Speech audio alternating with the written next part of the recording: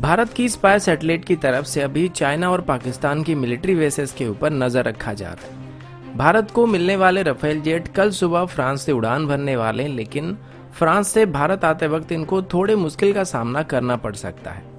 पाकिस्तान की तरफ से अभी पाकिस्तान ऑक्यूपाइड कश्मीर में मौजूद सभी एयरबेसेस में JF-17 फाइटर जेट को डिप्लॉय किया गया है और साथ ही चाइना की तरफ से JF-17 ब्लॉक 3 फाइटर जेट को पाकिस्तान को डिलीवर करना शुरू कर दिया गया है।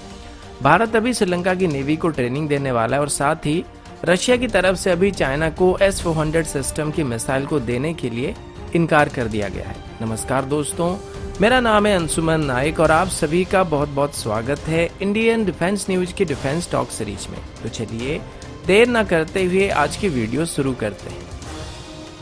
आज की पहली अपडेट भारत की स्पाई सैटेलाइट को लेके है। INS में आज इसको लेके एक रिपोर्ट आया था जिसमें बताया गया है कि भारत की इंटेलिजेंस गैदरिंग सैटेलाइट जिसको DRDO के द्वारा ऑपरेट किया जाता है, ये अभी चाइना और पाकिस्तान के काफी सारे डिफेंस पोजीशन के बारे में पता लगा चुकी है। इस सैटेलाइट में जो मेन पेलोड रखा गया है उसका नाम कौटिल्य है और इसे आप एक इलेक्ट्रॉनिक इंटेलिजेंस सैटेलाइट कह सकते हैं, लेकिन इस सैटेलाइट की कैपेबिलिटी के बारे में बहुत ज्यादा डिटेल पब्लिक को नहीं दिया जाता और इसको क्लासिफाइड ही रखा जाता है। अब ये 25 जुलाई को लद्दाख, अरुणाचल प्रदेश या फिर तिब्बत के ऊपर होते हुए गुजरा था और उम्मीद की जा रही है कि लाइन ऑफ एक्चुअल कंट्रोल के दूसरे तरफ चाइना क्या क्या कर रहा है इसके बारे में हमें क्लियर डाटा मिल चुका होगा और कुछ डाटा पब्लिक के लिए अवेलेबल किए गए थे, जिसके मुताबिक चाइना की तरफ से अभी डेप्सैंग सेक्टर में खुदाई वगैरह किया जा रहा है, जो कि अब थोड़ी चिंता करने वाली बात है क्योंकि अभी तक चाइना जब भी घुसपैठ करने की कोशिश करता था वो लोग आके टेंट बनाते हैं या फिर टेम्परेरी स्ट्रक्चर बनाते थे, लेकिन खुदाई करने का मतलब ये भी हो सकता है कि वो अभी परमानेंट स्ट्रक्चर या फिर बंकर वगैरह बनाने की प्लानिंग कर रहे हैं या ट्रेंच वगैरह बनाने की प्लानिंग कर रहे हैं जिसको जंग के दौरान इस्तेमाल किया जा सकेगा।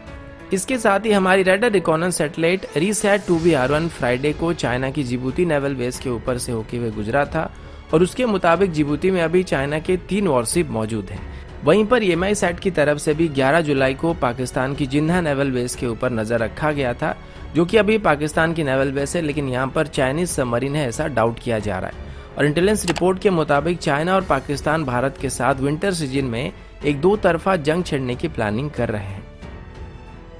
अब आगे बढ़ने से पहले वीडियो को लाइक करना और जो लोग पहली बार हमारे चैनल को देख रहे हैं या फिर अभी तक चैनल को सब्सक्राइब नहीं किए, सब्सक्राइब करना मत भूलिएगा। अगला अपडेट राफेल जेट को लेके है। ये बात कंफर्म हो चुकी है कि भारत को 29 जुलाई तक राफेल जेट की पहली बैच डिलीवर कर दिया जाएगा और कल से राफेल की पहली बैच फ्रांस से भारत के लिए उड़ान भरने वाले हैं। द प्रिंट में इसको लेकर एक रिपोर्ट आई थी जिसके मुताबिक इंडियन एयरफोर्स में अभी 12 फुली ट्रेंड पायलट मौजूद हैं जो कि राफेल को उड़ा सकते हैं। फ्रांस के साथ हुई डील के मुताबिक वो 36 इंडियन एयरफोर्स के पायलट को ट्रेनिंग देने वाले थे, लेकिन कुछ ही दिन पहले इसी को लेकर टाइम्स ऑफ इंडिया की तरफ से एक रिपोर्ट दिया गया था जिसमें यह बताया गया था कि भारत के पास अभी टोटल 24 फुली ट्रेंड पायलट मौजूद हैं।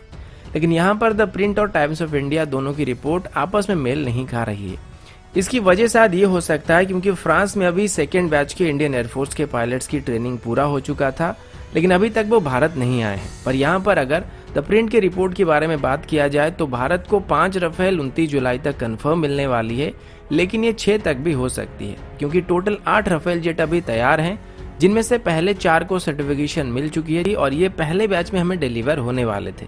लेकिन भारत की रिक्वेस्ट की वजह से फ्रांस एडिशनल राफेल को भी भारत को डिलीवर करने की कोशिश कर रहा और कल तक एक और राफेल को अगर सर्टिफिकेशन मिल जाता है तो 5 के बदले 6 राफेल भारत को मिल सकते हैं। कल ये फ्रांस की डसॉल्ट फैसिलिटी से टेक ऑफ करने वाले हैं और इसके बाद ये यूएई की अल दफरा एयरवेस में आके रुकने वाले हैं। जब ये फ्रांस से दुबई आएंगे तो इसी दौरान इनको फ्रेंच एयरफोर्स की एरियल टैंकर से रिफिल किया जाएगा, लेकिन दिक्कत ये है कि राफेल के पायलट्स को अभी A330 टैंकर से रिफिल करने की ट्रेनिंग दिया गया है, जबकि हमारे जो टैंकर ये IL-78 टैंकर है। तो दुबई से अंबाला आते वक्त अगर इनको रिफिल करना पड़ता है तो इनको पहली बार IL-78 टैंकर से रिफिल करना पड़ेगा, जिसके लिए थोड़ी सावधानी बरतनी पड़ सकती है। भारत आते ही सभी राफेल जेट को 1 हफ्ते के अंदर ही ऑपरेशनल कर दिया जाएगा। ये इस वजह से जरूरी है क्योंकि भले ही हमारे पायलट्स राफेल को उड़ाने के लिए ट्रेंड हैं, लेकिन रियल कॉम्बैट में और इंडियन कंडीशन में इनको अभी तक डिप्लॉय नहीं किया गया। तो जितनी जल्दी इनको ऑपरेशनल किया जाएगा उतनी जल्दी हम इसे इंडियन कंडीशन में यूज कर पाएंगे और उसी हिसाब से कॉम्बैट प्लान बनाया जाएगा। और किसी भी कॉन्फ्लिक्ट में उलझने से पहले मॉक ड्रिल करना काफी जरूरी होता है। अगर राफेल की जगह MiG-29 या फिर सुखोई 30 जैसे एयरक्राफ्ट होते तो इनकी कोई जरूरत नहीं पड़ती, क्योंकि हमारे पायलट इनको काफी अरसे से इस्तेमाल कर रहे हैं। और अभी राफेल के आने से पहले ही फ्रांस की तरफ से हमको मिट्योर मिसाइल और स्कैल्प मिसाइल को सप्लाई कर दिया गया, जो कि अभी अंबाला एयरबेस में पहुंच चुकी है। अगला अपडेट पाकिस्तान की तरफ से है। PTI की रिपोर्ट के मुताबिक पाकिस्तान की तरफ से अभी पाकिस्तान ऑक्युपाइड कश्मीर में मौजूद सभी एयरबेसेस को एक्टिव किया गया है और कल ही पाकिस्तानी एयरफोर्स के चीफ एयर चीफ मार्शल मुजाहिद अनवर खान ने स्कार्डो एयरबेस का दौरा किया था और वहां पर चले सभी गतिविधियों का जायजा लिया था। जैसे कि अभी ये डाउट किया जा रहा है कि चाइना और पाकिस्तान एक साथ भारत पर विंटर सीजन में हमला करने की प्लानिंग कर रहे हैं और पाकिस्तान ऑक्युपाइड कश्मीर में जो भी एयरबेसेस हैं वहां पर JF-17 फाइटर जेट को अभी डिप्लॉय किया जा रहा है। इसके अलावा ट्विटर में काफी सारे वीडियो भी सामने आई हैं जिसमें ये बताया जा रहा है कि JF-17 ब्लॉक 3 वेरिएंट को अभी चाइना की तरफ से पाकिस्तान को भेजा जा रहा है और इनको अभी काराकोरम हाईवे में स्पॉट किया गया है, जिससे ये साफ होता है कि भारत को जैसे राफेल मिलना शुरू हुआ है ठीक वैसे ही पाकिस्तान को चाइना की तरफ से JF-17 ब्लॉक 3 की डिलीवरी करना शुरू कर दिया गया है। चाइना एक बात अच्छी तरीके से जानता है कि लद्दाख के ऊपर इंडियन एयरफोर्स के साथ एंगेज होने में चाइना को काफी नुकसान होने वाला है और इसी वजह से वो पाकिस्तान को वेपन सप्लाई कर रहा है ताकि वो भारत के ऊपर थोड़ा दबाव बना सके। और पाकिस्तान को भी ऐसा लगता है कि उनकी JF-17 block 3 fighter jet Rafale को काउंटर कर सकते हैं, इसीलिए वो भी अभी जल्दी से जल्दी JF-17 ब्लॉक 3 को अपनी एयरफोर्स में शामिल करना चाहते हैं।